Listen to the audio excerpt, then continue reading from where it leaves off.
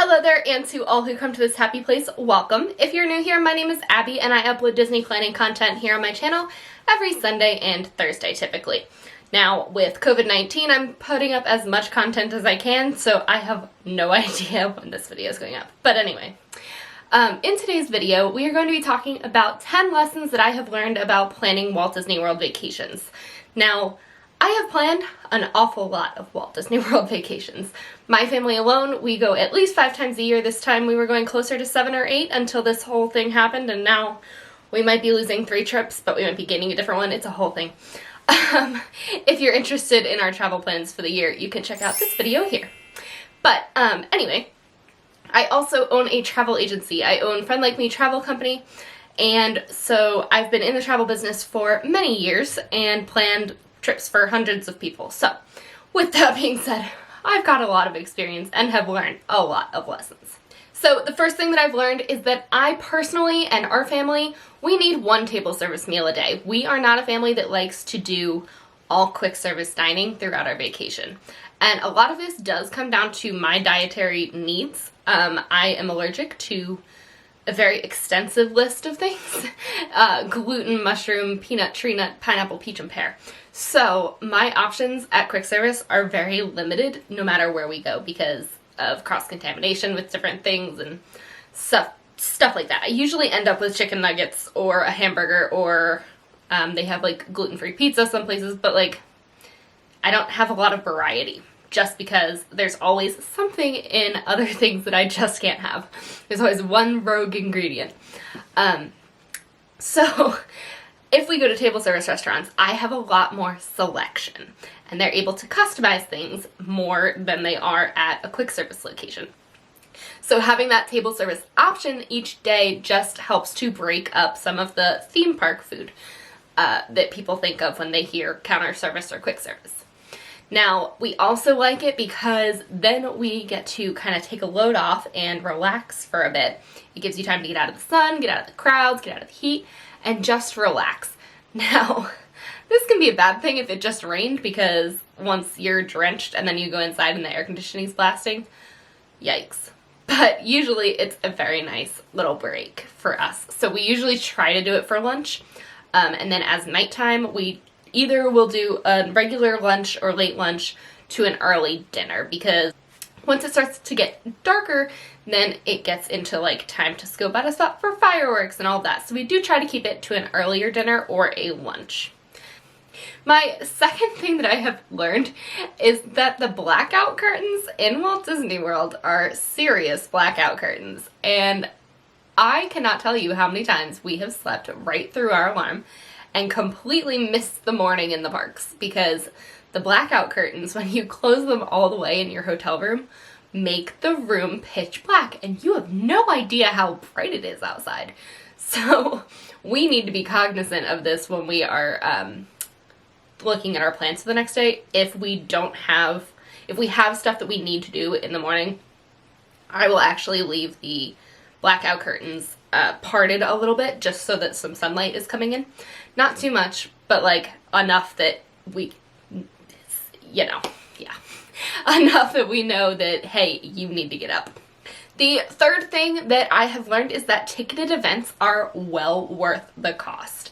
And we've done quite a few of the different ticketed events. The only thing that we haven't done is after hours. And that goes for the regular after hours and fill-in after hours. They never have really fallen well in our trip. But we have done Mickey's Not So Scary Halloween Party and Mickey's Very Merry Christmas Party, and we love those. I was just talking to my mom about this morning, and she said that Mickey's Not So Scary Halloween Party might just be her favorite thing. It's definitely in her top 3, but she doesn't even know what those other 2 would be. So, I think that Mickey's Not So Scary is great. Mickey's Very Merry Christmas Party was also fantastic. I loved that too. But the ticketed events, smaller crowds, snacks are included. Like, I think you just really get a lot of bang for your buck. And I would even like go so far as to say that if you really wanted to, you could only do after hours events and like Mickey's Not So Scary and still have a great vacation. Like, do a couple different ones. and have some rest days, and I think that that would be a really great trip because you don't have the long lines of the normal park day. So that's just like a different idea. Or if you're doing like a weekend trip or something like that, that's just a different idea. But yeah, after hours events, great idea. I also really like them for an arrival day situation. I'm actually going to be doing a full video on arrival day suggestions in my next video, so make sure that you hit the red subscribe button if you don't want to miss that. The fourth thing that I have learned is that Memory Maker is well worth the cost. Now, as it stands right now, Memory Maker, if you purchase it at least 3 days before you go, is $169 for a 30-day span. If you purchase it the day you want to start using it, then it's $199 for a 30-day span. Memory Maker, like, I can't even describe to you how much I love Memory Maker. The pictures that we get are incredible. I love the magic shots. I love the ride pictures. We've gotten some really great ride pictures lately. And I just think that you can't really go wrong with Memory Maker. I don't think anyone has ever purchased it and been like, we shouldn't have spent that money. I think people way more often are disappointed that they didn't purchase it. Because if you buy more than just like a couple different pictures, because you can buy them individually, but if you buy more than a few, you might as well have just bought Memory Maker because it's expensive to just buy one. Number 5 on my list is that mobile order is really the way to go. Mobile order started rolling out somewhere between 2017 and 2018. I can't remember if they were doing it during my college program or not, but I know in 2018, I specifically remember this, I think they had just put it out at Aloha Isle, which is in Adventureland. It's where you get a Dole Whip. And so there was this long line that wrapped around and around and around for the Dole Whip. And I saw the mobile order sign, and our whole party of like 12, we all rolled up to mobile order and we got our Dole Whip and walked away. And everyone else is standing there waiting in line. I'm like, what the heck are you doing? Mobile order. So always check when you are going up to a snack stand. Now, a popcorn cart's not going to have mobile order, but like Aloha Isle or any quick service restaurants, they probably have mobile order. Just check the app before you get in line. The only exception to this is if you have extensive food allergies, then you probably want to talk to a chef. With mine, I tend to be able to just go for the gluten-free option. If it's something like chicken nuggets, like I'll order that off mobile order. But if you have any concerns about your dietary restrictions, make sure to not mobile order and actually go talk to a chef. Number 6 on my list comes back to Dole Whip. And I might get some hate for this, but Dole Whip is not the only Disney snack. And there's much more out there than Dole Whip and Mickey ice cream and Mickey pretzels. There are so many great snacks in Walt Disney World. Like, I can't eat a lot of them anymore, but they're so good. They had this, what was it? I think it was called Olaf's Frozen Hot Chocolate for the Mickey's Very Merry Christmas Party this last year. It was so good. It was like this little cup. It was gluten-free, so I could have it. And it had like a chocolate pudding cake type of thing, like I don't know if it was a chocolate mousse cake. I don't know, but it was some sort of spongy chocolate cake. And then it had like a layer of like marshmallow. And then it had like chocolate. It was a little sweet to eat the whole thing. Like, we did share it and it was not very big, but it was so good. And it wasn't something that I had ever heard anyone mention. There was just like a sign up on the little display at Starbucks that showed it was available, and we got it. And then my others favorites, the corn in Africa outside of Kilimanjaro safaris is my favorite thing. I can't go to Animal Kingdom anymore without getting this corn. It is corn on the cob that they grill, and then they dip it in like a thing of butter, and then they sprinkle curry, melted butter, and then they sprinkle curry powder all over it, and it's just so good. And it's not like you're just eating popcorn, which I do love a good Disney popcorn, but another favorite at Nomad Lounge, which is also in Animal Kingdom. Animal Kingdom has really good snacks, I'm not gonna lie. They have gluten-free churros. They also have regular churros, but they are the best churros, like way better than the regular ones in the park. They're a couple dollars more expensive. It is a lounge that's attached to Tiffin's, so you do have to sit down and like order it and wait for it, but well worth it. And it comes with these yummy sauces. So good. So there's more out there than just Dole Whip and the things you see on, you know, the blogs. you gotta actually like keep your eyes out for other snack opportunities. Number 7 on my list is that it is perfectly okay, and I think it's actually a good idea to sit around and wait for shows, parades, fireworks, all of that. And that's because Disney is exhausting. I talk about that a lot. It takes a lot out of you. It takes a lot out of your kids. Like, the stimulation alone just really is draining. But if you can sit down and relax for a few minutes, maybe you get a spot an hour before the parade. Okay, you've got a family of 5. Dad sits there with 2 of the kids. Mom takes 1 to the bathroom. Dad goes, grabs Mickey ice cream bars for everyone. You don't have to sit there for an hour as long as, like, almost all of your party is sitting there. You'll be fine.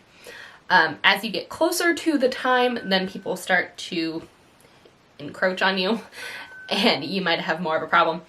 But getting a spot just lets you unwind and prepare, and, you know, the kids can take a nap in the stroller, stuff like that. It's just a nice way to relax. Try not to get a spot in the sun if it is the parade, because it gets brutally hot on Main Street. So I like to, if you want a spot in the shade though, you need to be there an hour and a half early or more. Like, I have sat there for 2 hours before on multiple occasions, and I would do it again. Otherwise you're gonna be sitting in the sun, and in August that's not super fun. But anyway, scoping out a spot I think is totally okay, not a waste of time at all. Number 8 kind of goes along with this, and that is that rest days are completely necessary. I think they are a real, like, asset to your vacation, because it gives you time to pull yourself together, you know, reconvene, evaluate what needs to change in your park hopping habits and all of that, and really lets you enjoy your vacation and your resort, because you're paying a lot of money for the resort, and if you're not there, what are you paying the money for? So I think a resort rest day is a great thing. We have one built into our June trip. Again, if you watch my videos regularly and have seen my travel plans video, then you know I was only supposed to go for the weekend in June, but I was also supposed to go for an extended period of time in April and May, and I don't think either of those are going to happen thanks to our friend, the coronavirus. So anyway, it's fine. We're fine. But anyway, I did an entire video on rest days last week. So if you missed that, then I'm going to link it up here in the cards for you so that you can go check that out when you're done watching this video. The next thing that I've learned is that my favorite time of day to be in the parks is actually after they've closed for the day. And that sounds odd because you can't really do much in the parks once they're closed. But there is just like a peace and a calm to the theme parks that doesn't exist during the day after they've closed for the night. And I'm not talking like long after, I'm talking like 20 minutes after they've closed. Like, the crowds are pretty much gone. You'll see the lone traveler coming from Flight of Passage or, you know, Test Track, but for the most part the parks are pretty empty. And first of all, you can get really cool pictures of yourself, of the landscapes, all sorts of stuff. But you also just get to like listen to the music and not have any distractions, and just like one night, Kaylee and I in September, Kaylee's my best friend if you're new here. She works for Disney, so I go visit her constantly. But we watched Illuminations from Norway, RIP Illuminations. But anyway, after we did that, we both used to park clear Epcot, so we knew what time they came out, and we knew we needed to get through World Showcase to America where they start by a certain time so that we could, you know, stay ahead of them and keep going. So we went into each of the pavilions and timed it just right so that we had time to take pictures and have fun and like just look around and, you know, nonsense basically. We really just wandered. It was fun. But if you can time it correctly and not hold them up, like you don't want to hold them up, but as long as you keep moving ahead of them, then they don't mind if you are, you know, just dilly-dallying around. Magic Kingdom, this is a really great way to get an empty castle shot with no one in the background. Those cute ones where you're laying on Main Street, you know, like, and then the castle, yeah. fun picture opportunities is mostly why, but also there's just a calm that doesn't exist during the day that is really refreshing. Plus, then you don't have to wait in the bus lines, because when you come out, there's not going to be anyone in line for the buses. So, win-win. And the final thing that I'm going to talk about today is that rope drop to fireworks is not for me, and it's not for my family. We used to do this, or I used to do this when I was, like, I went through, like, a period from, like, middle school to, I didn't go from middle school until college, so that first trip back, we rope dropped to fireworks every day for 8 days. I don't know how we did it, but we don't do that anymore. We rarely get to the parks at opening. Right now, the only reason that we get to the parks at opening is to get a Rise of the Resistance boarding group. Other than that, we sleep in. We let it happen, and then we tend to go to the parks and then do something after the parks, whether we go to Disney Springs or we go to Trader Sam's or Jelly Rolls, which are all things that I've talked about on my channel before, so I'm not going to go into detail as to what those are. But we just aren't rope drop to fireworks people. Kaylee and I, if it's just the two of us, we might not go into the parks until 2 o'clock, 3 o'clock, 4 o'clock. And we don't mind, because that's all we need. We're good. Granted, we go all the time, so it's not a huge deal to us, and I have an annual pass, and so it's not like I'm paying every day. But I think that rope drop, fine, you want to do rope drop? Cool, do rope drop. But come back for a nap. And if you're staying at a Disney resort, that's even easier. And then after your nap, have like a snack or early dinner, then head back to the parks for the evening. I don't think that rope drop to fireworks, I don't think you get much more done, to be quite honest, because if you leave to take a nap around lunchtime, you're leaving during the busiest part of the day when the lines are the longest. So I don't think it's even, like, efficient.